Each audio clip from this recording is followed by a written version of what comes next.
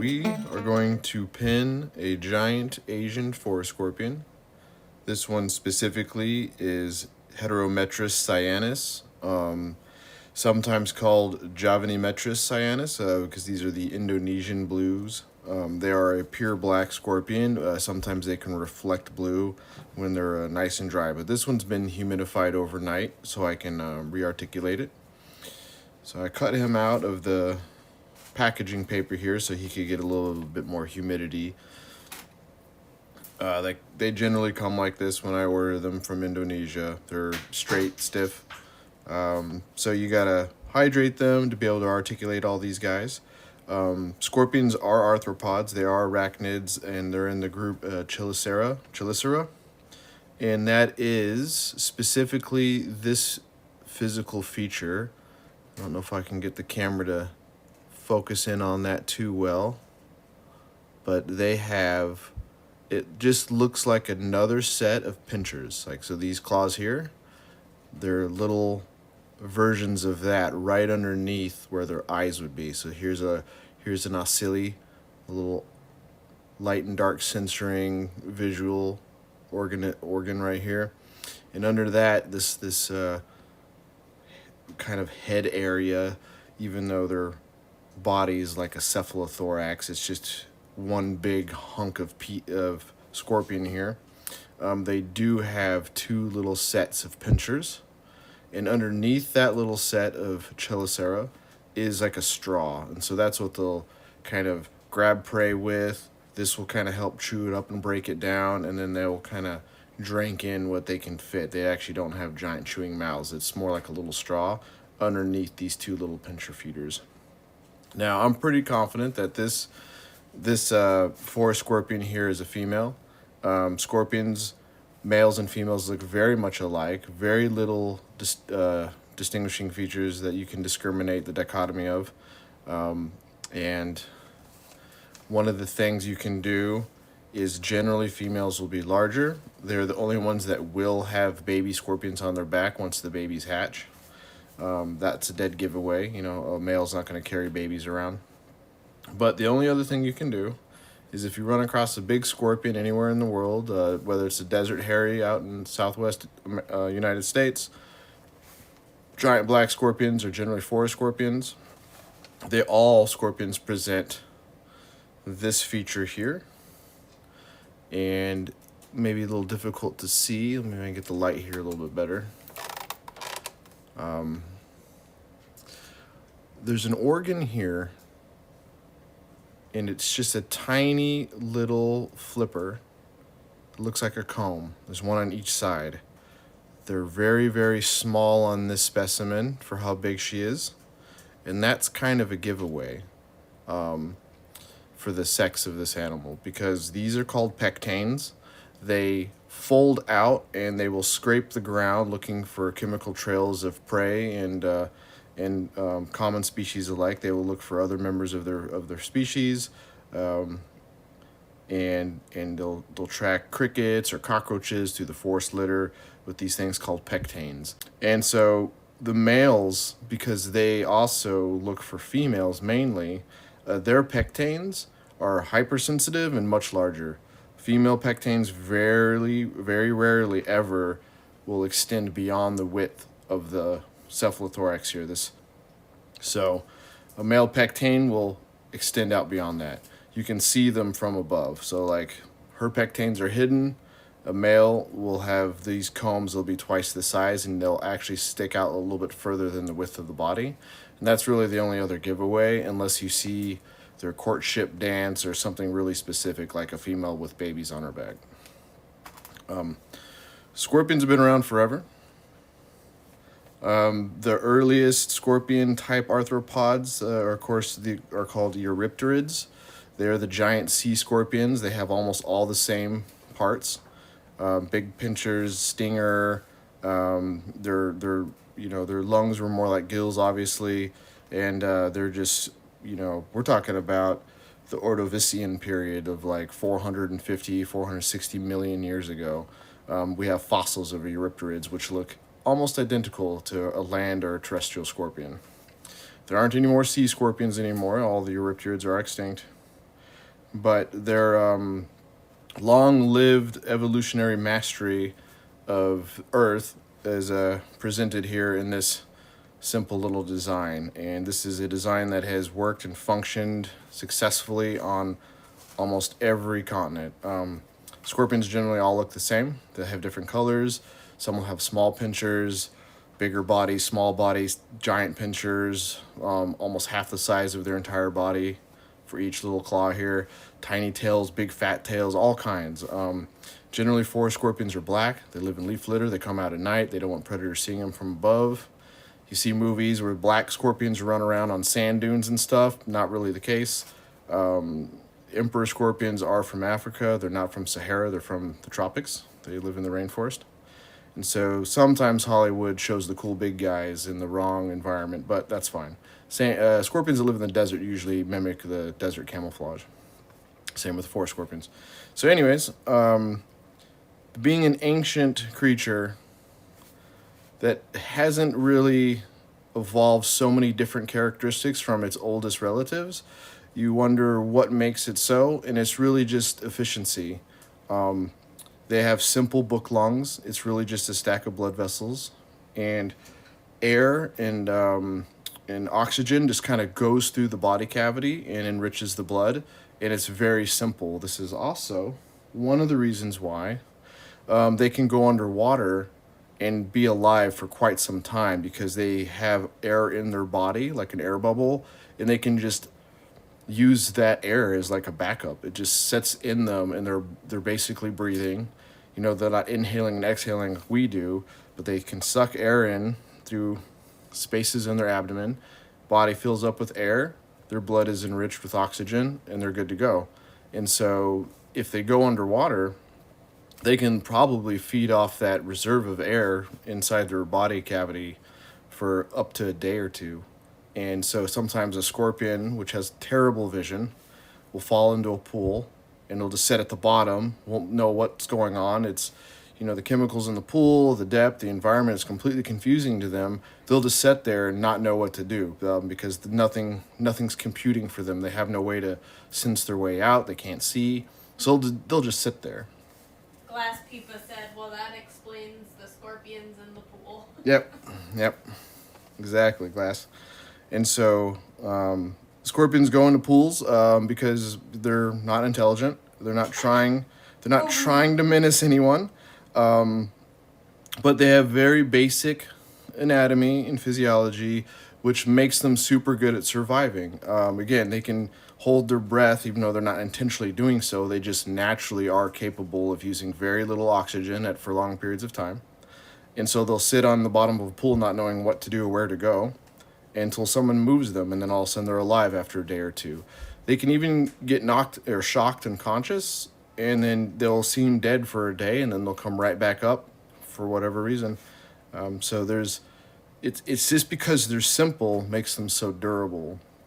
The other crazy thing about scorpions, before I pin this guy, is they're extremely efficient also in a metabolic way. A baby scorpion will have a yolk. It will sit on its mother's back and eat that yolk for some period of time, and it will molt. Eventually, the mother will be like, "Get off my back, damn it," and all the little babies will run away. They'll probably eat each other because scorpions are insane. But what's nice about scorpions is they're so efficient. When they eat something, they only have a 1% or less waste. And so that means a scorpion can eat 1 or 2 meals after it leaves its mother to actually molt enough times to turn into a reproductive adult. So within some species, you can have a scorpion eat once or twice a year and live long enough to become a sexually reproductive adult, and it only ever had to eat a couple times. So you're talking about 2 years with 4 meals, 6 meals, and that's enough energy because they produce so little waste. So scorpions are very much like the tortoise and the hare. They win because they don't require anything urgently. I mean, they're very simple. They're always on the hunt. They're always looking for mates. But if they eat too much, they can die. If they get too big too fast, they'll molt and they'll suffocate themselves. And so they really don't have anywhere to go other than to avoid predation and every now and again eat. So they're super efficient creatures. Obviously, if you have one as a pet, you're not going to want to feed it once or twice a year. That's more of like something they can just do because they're so efficient. They can survive that kind of turmoil. But a healthy scorpion should be fed more than that, and it's dependent on the species. You don't want to overfeed them though. They're insectivores. They want to eat crickets, grasshoppers, cockroaches, caterpillars, simple things. Obviously, you can feed them more fatty things like small mammals and reptiles, but don't. It's bad for them. They're very much the caretakers of the undergrowth, and they kind of clean up pest animals like cockroaches. So that's another interesting thing about scorpions is they have the best metabolism in the world. Another reason why they evolve seemingly slow to us, even though they're all animals are equally evolved, they've spent the same amount of time producing generations, is that their gestation period for generating the next generation within the scorpion mother is as slow or slower than an elephant. You can wait up to 2 years for a pregnant scorpion to have babies. So they have very slow generations. They don't create a lot of generations over time. They do create a lot of babies at once. You can have 30 or 40 or 60 little baby scorpions at a time, but it is every couple years or every year and a half.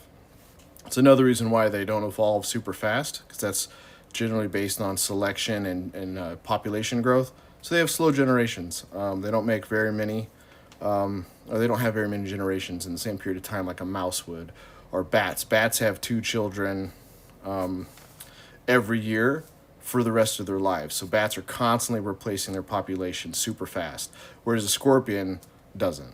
Most scorpions don't survive their very, very baby period because they're food for everything. So there's like a 5 to 10% success rate, survival rate as being a scorpion. But once they're old and adults and they're big enough to defend themselves, they live a very long time and they have very, very few children over time. So, anyways, that's that about scorpions. Let's get this guy pinned out. As I've been talking, I've been kind of pulling his legs out to make sure that they're all moving. Bigger the scorpion, it is true they often have less interest in using venom. They've can manhandle most of their prey. So a large scorpion with big claws usually has weak venom here. The reason is because it's just unnecessary. They can grab a cockroach, it can't defend itself. Why waste energy making a super toxic potent venom if it's not necessary? So big boys generally will sting you, and you'd be like, that's like a bee or a wasp. The needle itself, this is called the telson. This is the venom gland, and this is the tip. It's hollow. Also for this species, it's a giveaway because it's more red than the rest of the body. So that's another characteristic of these forest scorpions. So they have a red stinger. But they don't need to use it. So if a shrew or a very, very dangerous predator was to come up, this is kind of like their last line of defense, and they will take their body, they will put their claws up as high as they can, and this tailsin on the end of their tail will come up over their head here, and I don't want to bend it far that back because he's kind of dry, but his body will lift up too. So this is also flexible.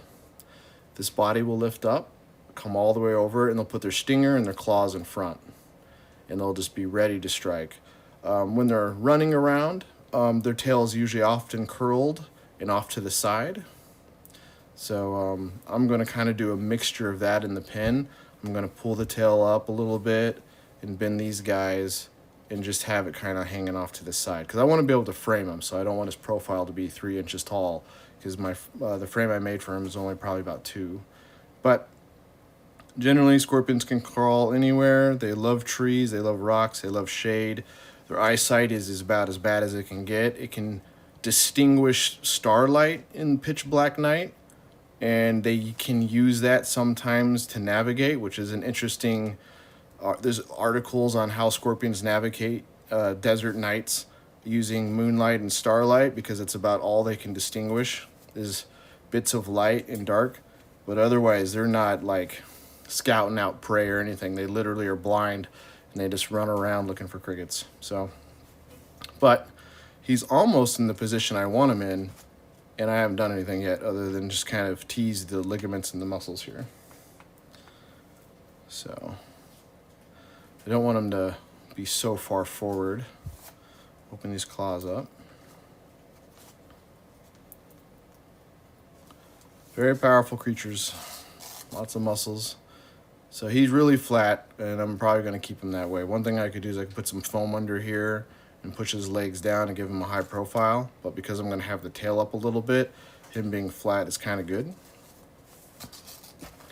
And then for scorpions, if I can get some movability, some movement in all these legs, what I'll do is I'll pin behind the first pair of legs, lock his head in, and I'll also do a similar thing to the tail and the very end here towards the abdomen. And you'll notice that if I was to pull all the legs straight out, they would be in a triangle, be like a Christmas tree. The reason why the front legs are shorter than the back legs is the same reason why lizards' back legs will have short index fingers and or toes and tiny thumbs, and then their toes get really long the further you get back, whereas the human's hand's the opposite. It's because when they're running, they do a scoop action and a move action, and the longer toe needs to be the furthest out so the other toes don't cross it. Same with the scorpion's legs.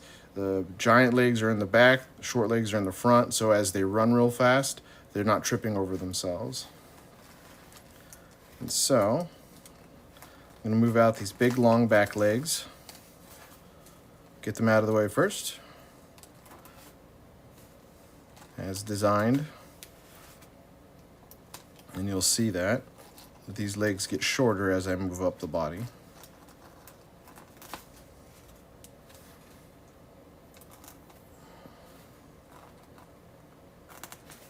Now, I wish I had a fossil of an Eurypterid to show you how cool sea scorpions are. You know, they look a lot like scorpions. They have a little stinger. They're much more like a crustacean, and they got paddles for swimming in the ancient shallow oceans and stuff, looking for prey. But, I mean, once you see the body plan, you're like, yeah, I can see how that's literally, then, you know, a few steps from a scorpion on the terrestrial ground here.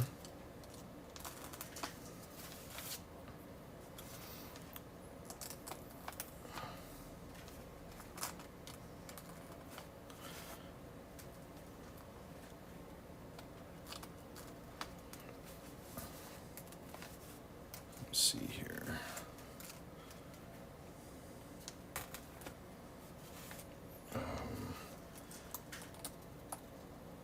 Now we have some ever popular camel spiders, which are also in this. They also have chelicera. They're not venomous. They have no toxins to speak of. And I'll probably do a video on those guys as well because they're very cool looking. They have lots of legs and extrasensory appendages that make them look like maybe they're not spiders. But they all kind of have the same body plan. You see the pairs of legs here. You're like, okay, there's 8, but what are these guys? Well, spiders have a similar version of this. They're a type of pedipalp. They look like a 5th pair of legs, but they curl up and they're for censoring and looking around. Same with camel spiders. Different species will have different exaggerations and lengths and sizes of that kind of thing. And so you can definitely see how the body plan is very successful. And out of about the 1,500 species of just scorpions that there are, only about 2 species are deadly to people.